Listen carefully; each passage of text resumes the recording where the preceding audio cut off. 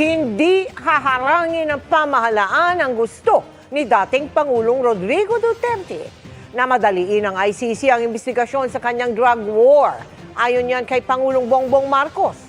Pero hindi rin anya ito tutulong sa ICC. Gayunman, tutugon ng gobyerno kung may request na ang Interpol. Nakatutok si Ivan Mayrina. I'm asking the ICC to hurry up, and if possible, they can come here and start the investigation tomorrow. Yan. Diyan ako nabilib sa tapang ni PRRD, no? Kasi alam nyo, matagal nang pinang-hostage ito ni Trillanes. At alam naman natin, no? Kanina nga sa Banateros, sinabi ni Doc Lorraine na itong mga NPA, pinangalanan niya po yung NPA. So kung di nyo pa po napapanood yun, panuorin nyo. Pinangalan niya itong mga NPA na congressman, ay na congressman. Yan, sila Raul, tapos may mga congresswoman, itong sila convicted child abuser, Castro, at marami pang iba, no? At kasabot ito si Trillanes. Matagal niya nang pinang-hostage, kaya ito pong kamara, itong mga mga congressman, specifically itong mga bata ni Tambaluslos na Quadcom, ay matagal nang pinang-hostage eh. Tinatakot, parang binubuli si PRRD. O, ayan na ICC. O, ito na ICC. Ito na ICC. Akala nyo natatakot si PRRD? Bukas na papuntahin nyo ICC. Diba? Nung dati, iniimbita-imbita si PRRD, diba? Binubuli, punta ka rito, punta ka rito, punta ka rito. Sa ano, imbestigahan ka namin dito sa Quadcom. Nung pumunta, umurong sila. Saka lang nila tinuloy nung nagalit yung taong bayan. Ang daming pumalag. Kayo po, mga nasa social media, pumalag. So ganito po ang nangyayari. Ginagawa nilang pangpain ito. Pananakot sa Duterte. Ang akala naman nila, ito purpose dyan, one of the purposes nila. Marami po yan, pero isa sa purpose nila ay magkakaroon ng deal. Si PRRD ay makikipagsunduan, no? Ibibigay na sa kanila yung kanilang kagustuhan. Alam naman natin na itong si Martin ay gustong umupong presidente sa 2028. Yan po talaga ang target nila. And gusto na nilang mag-giveaway itong mga Duterte. So ito yung mga panakot. Hindi talaga kayo ha. Kaya nga, alam mo, praning po ito sila Tamba. Kasi sa katunayan, wala namang plano pa. Sabi ni BP Sara na siya ay tatakbo. Napakalayo pa nun. For the meantime, tigilan muna natin ang politika, magtrabaho muna tayo kasi anong mapapala ng taong bayan dyan sa agenda mo? 'Di ba? So alam naman natin hindi mananalo yan si Tamba unless magkaroon sila ng deal with the Duterte na si Duterte ay bumaba na. Gaya nung ginawa niya na that time, instead na magpe-president siya, nag-vice president na lang siya for BBM. Here we go again. Alam naman natin kaya nila kinokontrol eh. Pero nga, hindi natatakot dito si PRRD sa ICC. Kaya nga sabi niya, ito'y napanood ko mismo nung live, sinabi niya yan, papuntahin niyo yung ICC bukas. Pero ito problema. Meron tayong problema kay Marcos kasi walang isang salita. Dahil kay dating Pangulong Rodrigo Duterte na mismo nanggaling yan, hindi napipigilan o pakikilaman ng pamahalaan ang investigasyon ng International Criminal Court sa Duterte drug war ayon kay Pangulong Bongbong Marcos. If yun ang gugustuhin ni PRRD, hindi naman kami haharang doon sa mga ICC. Ayan, okay ha. So, eto si Marcos. Marcos, sintonado ka ngayon. Kasi dati, ang sabi mo, hindi ka papayag na pumasok ang ICC. Ngayon, ang tono niya, sinungaling talaga to. Sinungaling tong mama na ito. Ang sabi niya ngayon, basta gusto ni Duterte, papapasukin niya. Iba na tono niya. Remember, kung masasaliksik nyo pa yung live ko before, nung binanggit niya ito na hindi niya papapasukin ng ICC, nung binanggit ni Boying hindi nila papapasukin ng ICC, hindi sila papayag pumasok ang ICC.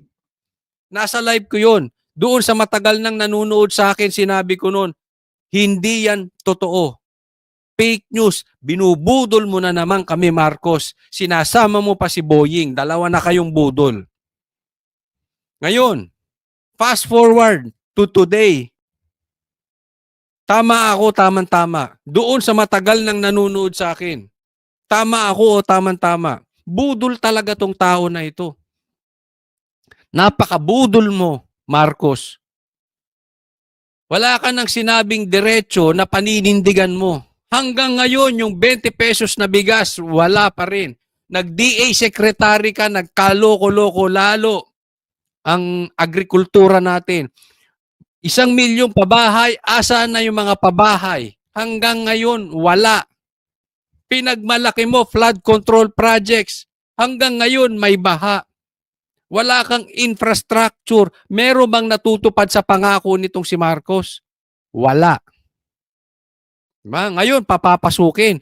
Tapos, ipinapasa pa kay PRRD. Ipapaliwanag ko bakit may mali, bakit may sayad yung pag-iisip nito si Marcos. Hindi lang kami tutulong. Ngunit kung pumapayag siya na makipag-usap siya o magpaimbestiga siya sa ICC, nasa kanya yun. Wala nang kaming desisyon doon. Sabi Diba? Ulitin natin, sabi, hindi kami tutulong. Na makipag-usap hindi naman kami haharang doon sa mga ICC. Hindi lang kami tutulong. Tingnan mo kabastusan. Bastos to si Marcos. Sabi niya, pag pumasok ang ICC, hindi namin sila haharangan. Kasi yun ang gusto ni Duterte, ni PRRD. Pero hindi rin kami tutulong sa ICC. Mali ka ron, Marcos. Presidente ka eh. Kasi PRRD, pumayag or hindi pumayag, hindi mo dapat papapasukin ng ICC because that in itself is illegal. Walang jurisdiction ng ICC dito sa Pilipinas. We are a sovereign country. Mali yun. Pinapasok mo ICC. Halimbawa, pumayag si PRRD. Si Bato hindi. Si BP Sara hindi. Si PRRD lang ang pumayag. Di nakapasok na ang ICC. Tapos paiimbestigahan mo si Sara din, si PRRD rin, si Bato rin, si Bongo rin. That is unfair. Bakit? Kasi pinayagan mo yung illegal eh. Bibigyan ko po kayo ng halimbawa. Halimbawa may nagsusuntukan, may nagrarambol sa kalsada at ikaw pulis. Anong sasabihin mo? Gusto nyo mag-away? Hindi magpatayan kayo dyan. Sige. Ganun ba ang reaksyon, Marcos? O dapat inaawat mo yun? O dapat hinuhuli mo yung mga nagano nang hindi sila magkasakitan? Kaya gusto nila yun. Kaya ayaw nila yun. Yung nagrarambol sila is illegal in itself. Marcos, mahirap ang intindihin yun. Illegal ang pagpasok ng ICC dito. Wala silang jurisdiction, hindi tayo member ng ICC. Marcos, anong klaseng pambubudol na naman itong ginagawa mo sa bansang Pilipinas? Ipinangako mo na yan dati. Ngayon, binabawi mo naman. Pinangako mo na yan dati. Ngayon, iba na tono mo. Na paano ka, Marcos? Wala na ba kami talagang aasahan sa'yo? Kaya nga alam nyo, sa isang banda, naiinis ako. Naiinis ako dahil bakit itong Quadcom na to, pilit pinapupunta si PRRD. Pero alam mo, sa katunayan, ngayon, alam ko ganito rin nasa isip ninyo. Especially doon sa mga talagang legit Duterte supporters na matagal na. Believe kayo kay PRRD. Natutuwa kayo that you are proud. Alam mo, naramdaman ko. Ewan ko kung ito rin naramdaman nyo. Nakaramdam ako ulit nang meron tayong presidente.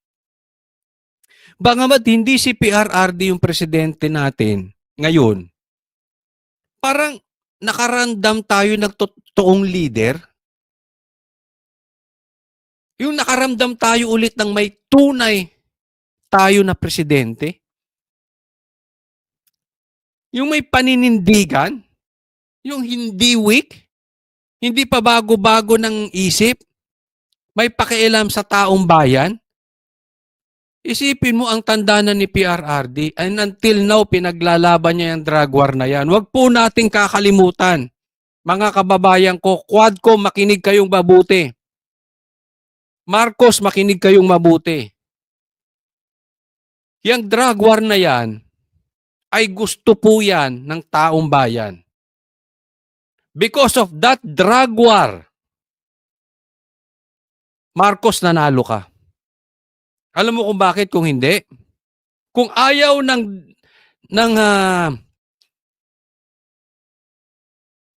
Pilipino sa drug war, hindi nila iboboto si Sara. At kaya ka lang nanalo, Marcos, it's because of Sara. Hindi ka nga nanalo kay Lenny. Di ba? Talo ka nga kay Lenny. Kung ayaw ng taong bayan ang drug war, lubog si Sara. Di ba? At kung lubog si Sara, mas lubog ka. Lalamunin ka ni Lenny. Dapat nagpapasalamat ka sa drug war. Bakit? Dahil sa drug war, marami kang nabudol. Hindi kami. Hindi namin sinuportahan to. Alam namin ito eh. Nakinig kami kay PRRD. Pero marami tong nabudol. Bakit? Kasi gusto ng Pilipino yung drug war ni PRRD. Kaya nga nila binoto si BP Sara eh. Naintindihan nyo? Yung pagkaboto ni BP Sara na record 32 million, record na boto ever in the Philippines. Ibig sabihin, gustong-gusto ng Pilipino yung drug war. Kaya nadamay ka, Marcos. Kasi maraming bumolto kay BP Sara because of that drug war. Huwag na tayo mag-anuhan dito, magbulahan. Dapat nagpapasalamat ka dun sa drug war na yun. Anong klase ka ba naman? Ikaw ba talaga, Marcos, ay walang utang na loob? Traidor? Anong ginawa mo? Pinalibing yung tatay mo and yet ganyan ang ginagawa mo? Let's assume wala siyang kamay dito sa ICC at sa Quadcom, okay? For discussion purposes, pero mukhang imposible. Pero for discussion purposes, wala siyang kamay. Pero still, Marcos, presidente ka eh. Be strong. May magagawa ka kahit wala kang kamay. Pag alam mong mali, mali.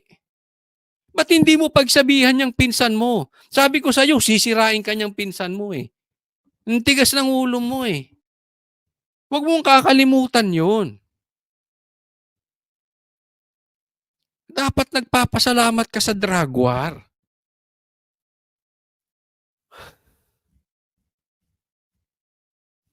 Nang dahil sa Duterte, nakabalik ang Marcos. Halimbawa, patay ang Duterte, hindi nabuhay ang Duterte. Until now, yung tatay mo hindi nakalibing sa libingan ng mga bayani.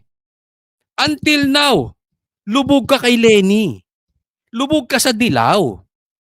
And that's the truth, tanggapin mo yun. Buti nga may Duterte eh, nakabalik ka. Pero this time, hindi mo na mabubudol ang taong bayan. Pero wag ka naman sanang traidor. Tinulungan ka ni Pastor, anong ginawa mo? Hinayaan mo siyang lamunin nitong mga buhaya. Tinulungan ka ng SMNI. Anong ginawa mo sa SMNI? Kinakansilan nyo ang prangkisa. Anong klase kayo? Di ba? Tapos ngayon, gusto mong papasukin yung ICC. Itong masakit kay Marcos eh. Gusto niyang, yung papapasukin niya, hayaan niya pumasok ang ICC, pero hugas kamay siya. Mas ayaw ko yun. Ako, mas gusto ko sabihin ni Marcos, magpakalalaki ka. Papapasukin ko yung ICC kasi nagkakaproblema tayo dito sa mga Duterte dahil sa hustisya sa bansa. Or hindi ko papapasukin yung ICC kasi wala silang jurisdiction. It's either you are hot or cold. Marcos, yung ginagawa mo maligamgam. Yung ginagawa mo, Marcos, hugas kamay. Nakagitna ka eh. Ayaw mo magmukhang may mali. Pero gusto mong ipahuli ang mga Duterte. Eh anong kabaklaan yan? I mean, I have nothing against sa mga bakla, pero parang apaka-weak mo naman. Can you decide? Gusto mo o hindi? Presidente ka eh. Hindi po pwedeng wala kang magagawa. Papapasukin mo o hindi mo papapasukin. Ano ka ba, under desaya? Ako'y nagtatanong lang ha. Imposibleng wala siyang magagawa eh. Para kasi Poncio Pilato, hugas kamay ka eh. Nasa gitna ka. Kayo nga dapat magpa-drug test kayo lahat eh. Pati Quadcom. Bakit ba galit na galit kayo sa drug war? Pambihira tong mga to. Ngunit kung pumapayag siya na makipag-usap siya o magpaimbestiga siya sa ICC, eh nasa kanya yun. Wala nang kaming desisyon doon. Mali ka doon. Anong klase kang presidente? Wala kang desisyon. Tumago ka na naman. Sabi naman ng Justice Department, kahit kumalas ang Pilipinas sa ICC, nananatili naman tayong miyembro ng Interpol. Isa pa to. Isa pa tong Department of Justice ni si Boying yan, pakana ni Boying. Sabi nyo dati, may press con ka pa. Hindi nyo papapasukin ng ICC. O ngayon may Interpol na kayo sinasabi. Tingnan mo mga politiko nating walang isang salita. Kaya kapag dinaan ng ICC sa Interpol ang isang request, obligado tayong tugunan ito. Kahit kasi Pilipinas, humihiling sa Interpol na maglabas ng red notice laban sa isang Paano isipin mo DOJ? Wala kayong magawa. Pag pinapasok mo yung ICC, parang sinabi nyo wala tayong hustisya sa Pilipinas. Eh DOJ kayo eh. Hindi nagmukha kayong inutil dyan. Department of Justice nga kayo eh. Departmento kayo ng hustisya. Tapos papasukin nyo ICC, sasabihin nyo wala kayong magagawa, ibig sabihin walang hustisya. Eh bakit may Department of Justice pa? Ang gulo naman kausap na itong mga DOJ talaga, oh. Alam mo, niloloko nyo taong bayan eh. Ako hindi naman abogado pero simple lang eh. Mahirap bang intindihin yung Department of Justice? Simple, may hustisya tayo. Kaya nga kayo nandiyan dyan. Otherwise, wala kayo dyan. Ito si Marcos talaga. Oh, nakaw. tao, tulad sa kaso ni Negros Oriental Congressman Arnulfo Teves. Pero sabi ng Pangulo, ibang usapan pa rin ang mismong hakbang naman ng ICC. We have obligations to Interpol and we have to live up to those obligations. Ayan. May obligation ka, sabi niya, may obligation siya sa Interpol. At they have to live up to their obligation. Marcos, excuse me. Let me remind you, ang una mong obligasyon sa Pilipino. Sa Pilipino. Si PRRD Pilipino. BP Sara Pilipina, Bongo Pilipino, Bato Pilipino. Ang una mong obligasyon, hindi lang sa apat na yon, kung hindi sa lahat, sa bawat isa namin, kaming mga Pilipino, na protektahan ang soberanya ng bansang Pilipinas. Wala silang jurisdiction dito. Bakit ilalagay mo ang investigasyon sa kamay ng mga dayuhan, ang investigasyon ng isang Pilipino sa kamay ng dayuhan na sa tingin ninyo ay dito naganap ang krimen, kung meron mang krimen, which I don't believe, but for discussion purposes, kahit patawagin yung krimen yan, dito nagawa yan, bakit nyo dadalhin sa mga dayuhan? Ang obligasyon mo sa Pilipino, sa bawat isa sa amin, na protektahan mo ang soberanya ng bansang Pilipinas. Don't ever forget that. Not to Interpol, but to Filipinos, Marcos. Yan ang obligasyon mo. Yan ang responsibilidad mo. At kaya naman, pwede kang matanggal. Pwede kang ma-impeach. Sa katunayan, ito hindi confirm ha, pero may mga nadidinig-dinig na ako na pag pinapasok ni Marcos ang ICC, whether active siya ron or inactive siya, alam niya or hindi niya alam, it is a ground for impeachment. At meron na akong naririnig na pinaghahandaan ng impeachment ni Marcos. Hindi ko alam kung ito'y totoo. Ito ay sabi-sabi lang. Okay? Ito ay mga natatanggap ko lang mensahe. But whether it's true or not, kahit pa hindi totoo yun, na pinaghahandaan na ang impeachment ni Marcos. Meron or wala, wala akong pakialam. Pero, ako, request ko, dapat paghandaan na ng Duterte ang impeachment ni Marcos. Dahil impeachable offense po yan, sinabi ni Attorney Sal Panelo na pag hinayaan niyang pumasok ang ICC. So, wag na nating intindihin kung totoo yung nadidinig ko. Sa atin lang, i-request natin ang mga Duterte na ipa-impeach si Marcos by the time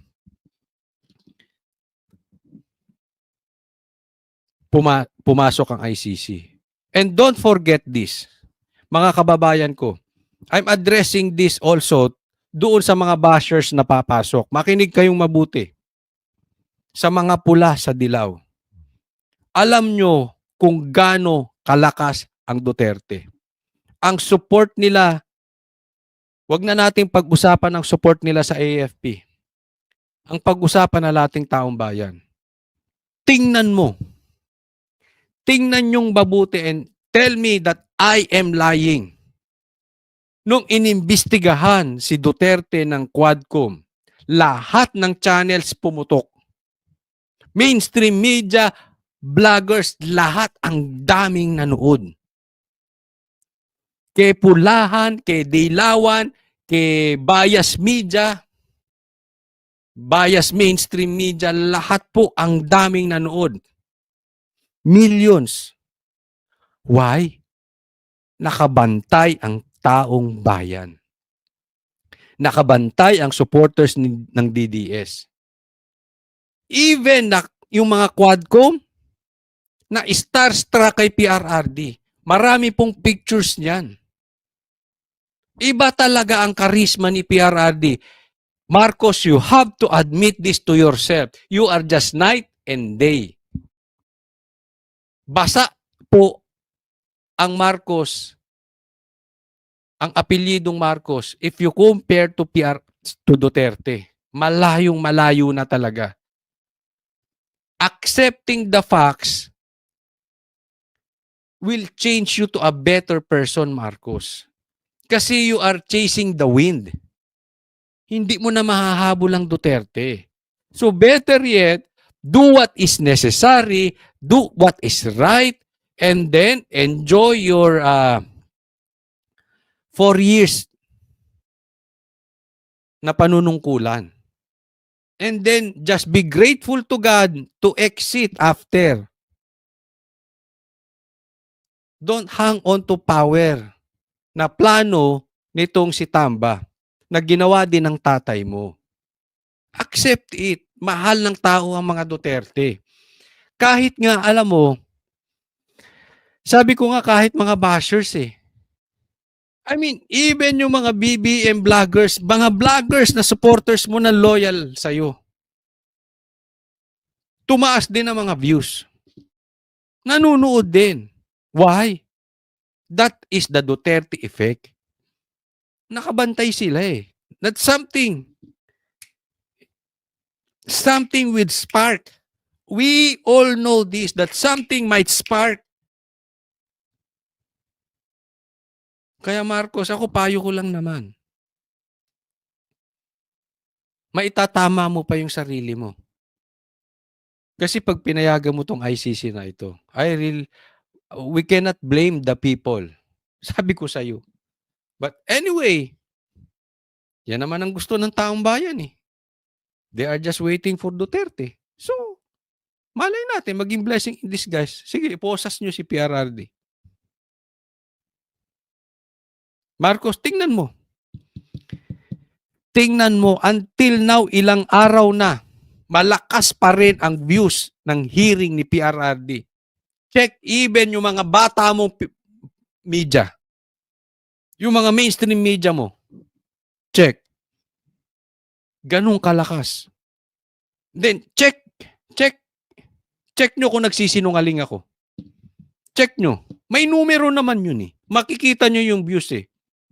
Makikita nyo. Tingnan nyo. Di ba? Ang problema sa atin, pag in denial tayo sa katotohanan. Sige, papasukin mo ICC. We'll see. We'll see how far it goes. We'll see what the ICC does. Dati nang kinukwestiyon Grabe sa rason, no? We'll see. We'll see what the ICC does. Ikaw ang presidente. Are you listening to yourself? Nakikinig kaya nitong mama na ito, itong presidenteng ito, hindi ito si PRRD. Nakikinig kaya ni Marcos yung sarili niya? Ikaw ang presidente. And then you will see what ICC will do to your country. Anong klase kang leader? Marcos, ano ka ba? Leader, you lead. And they follow. Ay, sus. Teka muna. Wala yung ano ko ah. Hindi yung ikaw ang susunod. Mapapamura ako dito eh. Ay, nako. We'll see what the ICC does. Dati nang kinukwestiyon ni Duterte ang jurisdiction ng ICC, bagay na inulit niya kagabi. Ang problema, walang jurisdiction. Bigyan mo muna ako ng jurisdiction before anything else. Before you move, jurisdiction muna. May jurisdiction ba sila? May jurisdiction naman ayon sa isang ICC Assistant to Counsel, pero mahalaga ang kooperasyon ng pamahalaan. May jurisdiction ng ICC at pwedeng magpatuloy yung investigation. At kulang na lang ay ang cooperation Alam mo naman yung kampi-kampi na sila eh. una ng Pilipinas at essentially ng mga akusado. Pero bukod sa ICC, mismong PNP at Justice Department ang tumututok na sa pag-amin ni Duterte sa pagpatay, pagtatanim ng ebidensya at pagbibigay ng pabuya sa mga pulis para pumatay. Sa kabila kasi na ikinumpisal, wala pang linaw kung sino ang papanagutin sa extrajudicial Hindi ko maintindihan 'tong mga magulang. Huwag kayong magpagamit sa mga politiko. Ginagamit kayo niyan eh. 'Di ba? Asa kayo ng asa sa politiko na tutulungan kayo. Anong ginawa sa inyo? Ginagamit kayo for trial by publicity. May pakinabang sila dyan, hindi nyo alam. Bakit hindi kayo pumunta sa korte? Don't tell us walang hustisya. Sino ba nakaupo ngayon? Si Duterte o si Marcos? So wala din kayong tiwala kay Marcos? Sino bang nag-iimbestiga? Quadcom o ang Duterte? Sino makapangyarihan ngayon? Si Martin o ang Duterte? Di ba? Ba't hindi nyo dalhin sa korte yan? Hindi kasi matatanggap yung excuse na hindi, kakampi ni Duterte ang korte. Hindi. Si Marcos ng presidente. Ganyan ba ka-weak talaga si Marcos? I mean, if you allow ICC to come in at kayo ay wala kayong tiwala sa korte, it's just admitting na yung presidente nyo inutil. Yung presidente nyo si BBM inutil. Anong silbi niya dyan? Kaya hindi kayo pwede magpalusot na hindi nyo makuha ang hustisya. Ang totoo niyan, ginagamit kayo ng politiko kasi kalaban nila ang Duterte. Padudumihin nila ang Duterte, bababuyin nila ang Duterte para sila may papala. Huwag naman tayong kakapiranggot ang isip. I have nothing against dito sa mga namatayan na magulang. Naintindihan natin na masakit sa inyo kahit sabihin nating adik yung mga anak ninyo. But still, ang totoong tulong ay sasabihin sa inyo ang totoo. Hindi nyo makukuha ang justisya sa ICC, sa Quadcom, sa korte po. Wala sa Senate inquiry, wala sa Quadcom inquiry, wala dyan. They are all in aid of legislation. Dapat maintindihan nyo yan, ma'am. Niloloko kayo ng mga politiko. Kaya ba nila ipakulong si PRRD? Wala naman silang kapangyarihang magpakulong. Wala silang karapatang maghusga. Kanino sila umaasa sa pag-iimbestiga kay Duterte dyan sa Quadcom? Kay Franz Castro? Na convicted. Siya mismo convicted. I mean, really now? Convicted siyang child abuser. Do you think concern sa anak mo? Sa anak ninyo? Sa kamag-anak ninyo yan si Franz Castro? I mean, siya nga convicted eh. Hindi ako nagsabi korte. Ibig sabihin, nag-a-abuse siya ng mga kabataan. Hello? Dali nyo sa korte. Niloloko kayo ng mga ano yan. Killings, kaugnay ng Duterte drug war na ikinasasama ng loob ng mga naulila ng mga biktima. Kami yung namatayan pero parang wala man ng bahid ng pagsisisi. Wala man lang konting sipansya sa buhay na nawala. Hindi, ano bang gusto nyo? Mag-sorry si PRRD sa inyo. Hindi ko pinaano sila ha. Kaya nga tinuturo ko yung tama sa kanila eh. Parang operasyon. Minsan masakit ang operasyon eh. Pero kung yun na makakatulong sa iyong kalusugan, ano magagawa natin? Masakit yung sinasabi natin. Pero yun ang katotohanan eh. Sino ang pwedeng magpakulong kay PRRD? Quadcom? O korte? Sino makakapag-decide kung mali ang drug war ni PRRD? Quadcom? Si Martin? O korte? Pakiisip lang po, ma'am. At paulit-ulit niyang sinasabi galit siya sa kriminal kaya ipapapatay niya. Hindi po kriminal ang asawa ko. All of the testimony that was given yesterday really will be taken in and will be assessed to see what in legal terms. Wala talaga to si Marcos. Etong si Marcos. Ito si BBM. Kung hindi lang Marcos ang apelyido nito, yung pinanganak to sa ordinaryong pamilya with his kind of personality and thinking. Ordinaryong pamilya. Baka basurero ngayon to. Wala eh. Isa lang meron siya. Pinanganak siyang may apelyidong Marcos kaya andyan dyan siya. What is the real meaning and consequence of some of the statements made by PRRD. Now, if that will result in a case being filed here in the Philippines, we will just have to see. The DOJ will have to make that assessment. Kung significant isa, sir, yung pong mga... Isa pa to si boss. Tumataba na naman. De, pero mas bagay sa'yo, Boying. Ha? Secretary Boying, mas bagay sa'yo yung naka-Amerikano. Huwag ka na Huwag ka na magbabarong. Nakakatakot eh. Nakakatakot. Pero nagkakalaman na siya konti lang. Ha? Ang isa pa to eh. Iba rin naman ang tono nito dati. Akalain mo Secretary of Justice, sasabihin mo walang hustisya sa Pilipinas. I mean, hindi kita sinasabihang inutil, pero parang inutil ang datingan nun. Parang sinasabi mo sa sarili mo, inutil ka. The very purpose of ICC coming in is kasi walang hustisya sa Pilipinas. Ha? Hello? Secretary of Justice ka, walang hustisya sa Pilipinas. Kasi iba rin ang tono nito dati. Hindi pa papasukin ng ICC. Tingnan nyo tono ngayon. pronouncements po, bang sinabi tama po. Very significant. Ayon naman sa ICC, may nagpapatuloy na investigasyon ng Office of the Prosecutor sa mga krimeng naganap sa Pilipinas kaugnay ng war on drugs sa pagitan ng November 2011 at March 2019. Tinututukan daw nila mga pangyayari sa Pilipinas at sinusuri kung may kinalaman sa kanilang investigasyon. Para sa GMA Integrated News.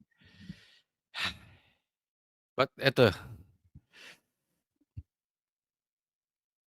ako naniniwala ako na hindi stupid ang Duterte. Hindi stupid ang PRRD. Hindi stupid ang BP Sara. Kita nyo naman, yung gustong pasamain si PRRD, siya pa ngayon na naging bida dyan sa hearing na yan. That's how calculated ang moves nila. Hindi ako maniniwala na hindi pinaghahandaan ng Duterte ang impeachment ni Marcos. Kung hindi man, kami, taong bayan ang sisigaw for Marcos impeachment kung papapasukin niya yung ICC na yan. Dahil hindi siya concerned sa Pilipinas. Again, inuulit ko lang yung sinabi ni Attorney Sal, impeachable offense pag pinapasok niya ang ICC. At alam natin, si PRRD ay hindi nag-iisa. Dami. Alam mo ito totoo to. Totoo to. Ngayon ko lang to na-experience yung lakas. Ako matagal na akong nag-gym doon sa aking gym. Hindi naman ako nilalapitan ng tao ron. This is true story. Ngayon may lalapit sa akin. Grabe, no? Si PRRD, pinagkakaisahan. Akala mo kaya nila. Tatanong ko, PRRD ka ba? Yes. Oo naman. Siyempre. Hindi once, hindi twice. Ang dami po. Kahit sa labas. Sasabihin nila alam mo yung kwentuhan, nadidinig mo na mahal ng taong bayan ng mga Duterte. And I'm sure ramdam nyo yan, mga DDS. At I'm sure ramdam din niya ng mga pulahan. Gaya lang sila ni Marcos na in denial sa katotohanan. Mas lalo nang bana sila kay Martin na in denial sa katotohanan. Ayaw na nga ng taong bayan sa kanila, pinagpipilitan pa rin yung sarili. Pero alam natin yan. Alam ng Pilipino yan. Ngayon lang talagang grabe. Ang dami pong nagagalit. Kasi ako pag nag-gym, hindi ako basta naka earphones ako, gym, lang. Ngayon hindi lumalapit na sila. Parang hindi ko alam kung alam nilang Duterte ako or what, or nakilala ako or what. Basta hindi ko na tinatanong. Pero yung iba nakilala kasi sabi nila, "Oy, napanood ka namin sa SMNI," ganun. Grabe sila. Yung iba naman hindi. They have no idea. Kaya sasabi nila, yung typical kwentuhan. Bottom line, ang lakas pa rin ng Duterte. In short, mahal nila ang drug war. Gusto nila yan. Huwag tayo magpagamit doon sa mga sinasabi kanina ni Doc Lorraine na mga NPA. Huwag tayo magpagamit doon sa may mga ambisyon lang sa 2028 na hindi kayang lumaban ng patas. No? Mapagbatsyag tayo and let's be ready. Kung sakali, pumasok ang ICC, let's protect BP Sara, PRRD, and the others.